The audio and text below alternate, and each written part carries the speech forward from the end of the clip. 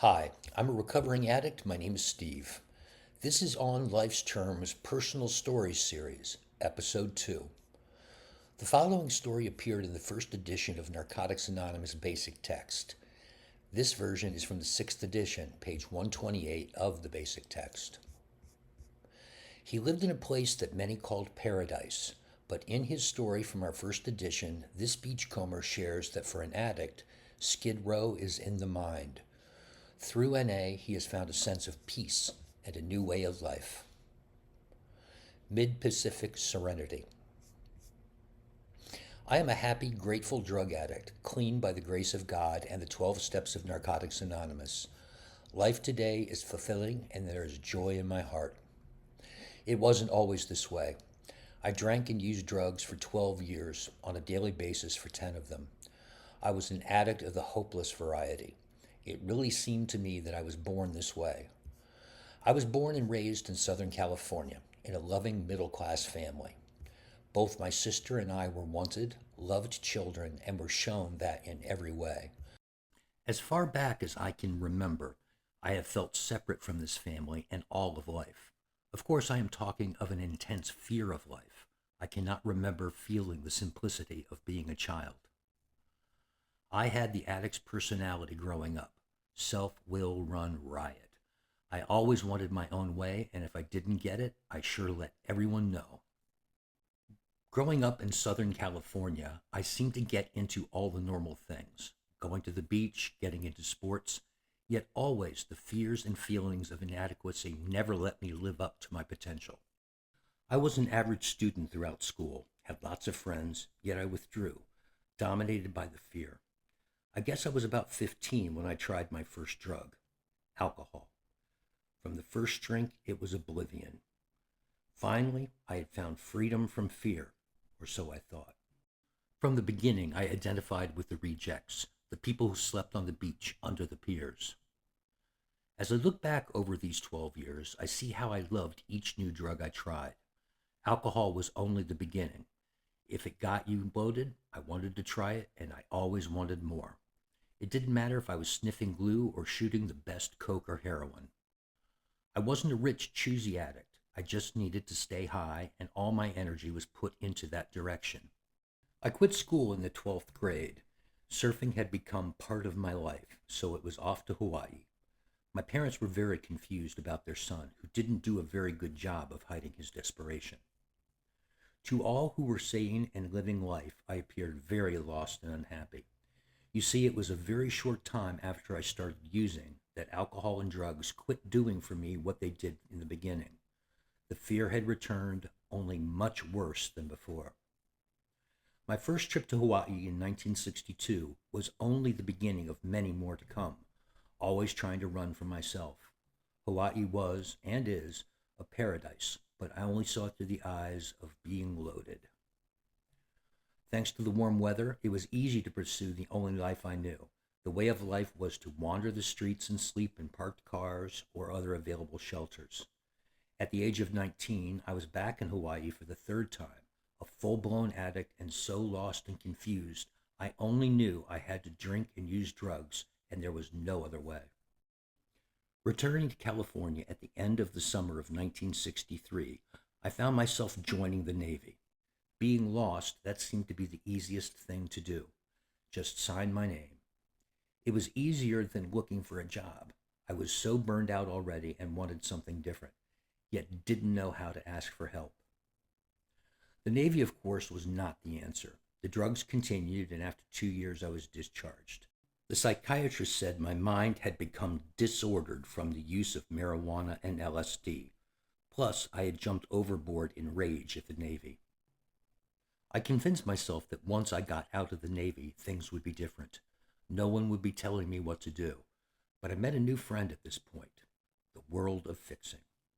This was in 1965, and the next 6 years were the worst years of my life. As I see it today, those years got me into the program. After getting out of the Navy, I got married. How and why this woman married me is a mystery even today.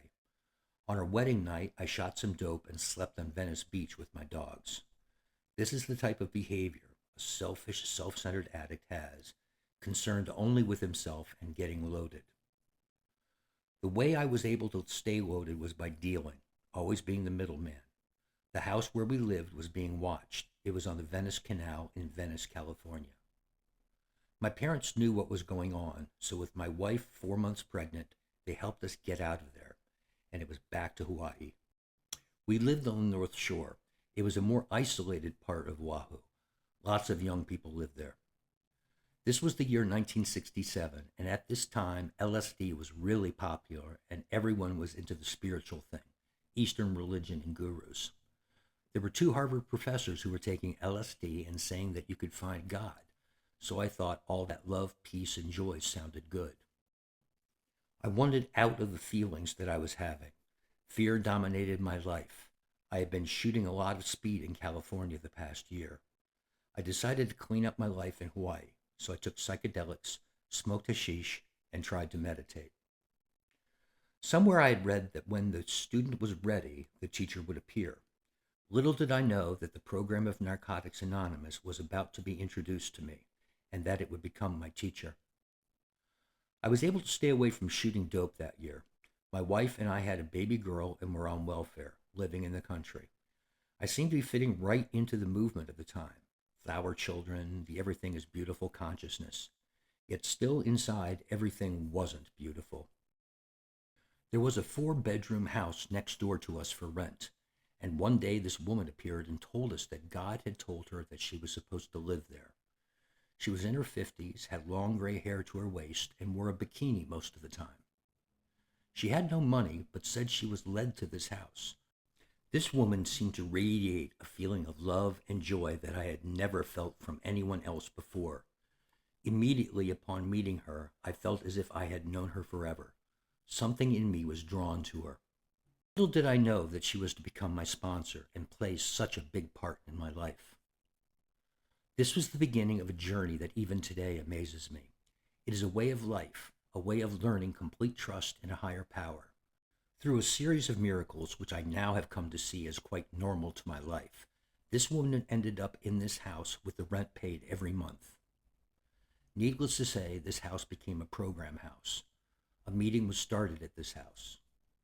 It was called the Beachcomber Spiritual Progress Traveling Group, and through the years it has traveled throughout the United States, from Hawaii to the East Coast and through Europe twice, always attracting the addict who still suffers, offering a way up and out. I remember my first meeting at this house in 1968.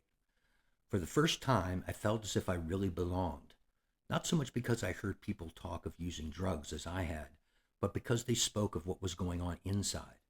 For the first time, I found out that other people had fears also. Yet, with all the hope this meeting brought me, it was only the beginning of a 3-year period that I would not want to live through again. I identified from that first meeting and wanted a new way of life. I would stay clean for a short period, and then I would use again. First, I would just pick up a beer or smoke a joint, but I would always end up shooting dope again. I couldn't understand it then. Today, I realize I still had reservations. There was still that thought that I could use. In the year 1970, I stayed clean for 3 months 2 different times. The last time was right before Christmas. I smoked 2 joints and went into convulsions. After that, I took 2 downs once, and that was it. For almost an entire year, I didn't know what it was to be clean again. I drank, took pills, and shot cocaine and heroin daily. Living on the North Shore made it easy to stay out of trouble. There weren't many police in that area. I stayed loaded, my wife left, and I knew that I would never stay clean again. One time I ran out of dope and I shot several 100 milligrams of caffeine tablets and went into the shakes for hours. I seemed to be so desperate to die. Although I never woke up in the gutter or on Skid Row, I woke up on the beach under a palm tree with my face in the sand. The feelings were the same. Skid Row is in the mind. I really feel that it doesn't matter what or how much we use, where we live, or how much money we have. It's what is going on inside that counts. For me, I knew I was dying, but still couldn't stop. I'd given up on NA. Everyone I knew in the program had left. My sponsor and a group of clean addicts were in Europe, and one of the clean addicts was living on another island and would call every so often to see if I was still alive. On the morning of October 20, 1971, I woke up with dope in the house, and for some reason I walked out to the beach and didn't get loaded the moment I opened my eyes. I remember it was a gray, overcast day, and I was feeling hopeless. I just sat on the beach crying, just wanting to die. I couldn't go on. A feeling went through me that I had never experienced before in my life. I felt warm and peaceful inside. A voice said, "It's over. You never have to use again." I felt a peace I had never felt before. I returned to the house, packed some stuff, and headed for the airport. I was going to the island of Maui, where my clean friend was. My recovery started with miracles. I had no money, yet I was led to the right places at the right times, and I got to Maui. I walked in and told him that I was ready to go to any lengths to stay clean. Staying clean today goes a long way beyond not taking that first fix, pill, or drink. It is a way of life, a life that I call an adventure. I have an outline for living it. It is the 12 steps of NA. I either practice and live these steps or I die. I really believe that a person who stays clean for any amount of time is staying clean through periods when it seems to make no sense to stay clean. I feel we all have felt like that at one time or another. I've stayed clean by the grace of God. The steps have become my life. I've had to take many inventories, the fourth and fifth steps, and I will continue to have to write down what is going on inside me and give it away. For me, this is the way it works. Keep giving away the old and making room for the new. For me, it never gets really easy to do. Usually I have to be backed up against the wall and humiliated, and then I share. They say that this is a program of action, that you can't keep it without giving it away. How true it is. In the beginning, I thought I had to say all the right things and save everyone. Today, I realize I only have what's in my heart to share. Today, I can walk into a meeting, and if I'm full of the Father's love, then I share it. Yet there are times that I walk into a meeting and want to throw the coffee pot through the window. Yet I have to stay honest, for that's the way I stay clean.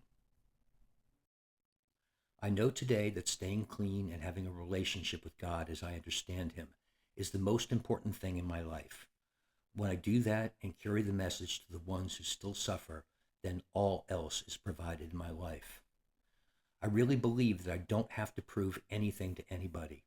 I carry the message by letting the newcomer know who I am inside and sharing how I work the steps one day at a time. Since getting clean in 1971, life has been anything but boring. I have traveled all over. My sponsor was an able example of following your heart, and that wherever we went, NA was alive. Our houses were always open with a coffee pot going. We started meetings wherever we arrived. Sometimes we had no money, but we went out to do our primary purpose, and God always showed us the way. My sponsor died 3 years ago with 18 years clean. Most of the group has family now, and we're scattered around the United States, learning different lessons. Yet NA always comes first. Today I am married and pursue different things than during the first 7 years of my recovery. Yet I know that the only way I can have any outside gifts is to put this program and God first. We really have found a way up and out. And so long as we keep giving it away, no matter if it is love and joy or tears and fears, it will be all right. Today I live because people are there who care and will listen. I really believe in magic, for my life is full of it.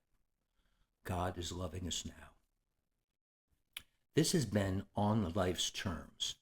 A link to a PDF version of the basic text is included in the description of this video. A full audio version of the basic text is available for free at na.org. You can also find a meeting in your area or online meetings at that address. I am a recovering addict named Steve. I believe that every recovering addict has a valuable story to tell, and that story will touch someone seeking our help. If you would like to share yours or know someone whose stories we should hear, please contact me at onlifestermsvid@gmail.com. Again, that is onlifestermsvid@gmail.com. Please help me to carry the message to the addict who still suffers by liking or commenting on this video and subscribing to this channel. Even more importantly, please share this video with other addicts that we may reach as many as possible. Thanks again for listening, carrying the message, and keeping the promise alive.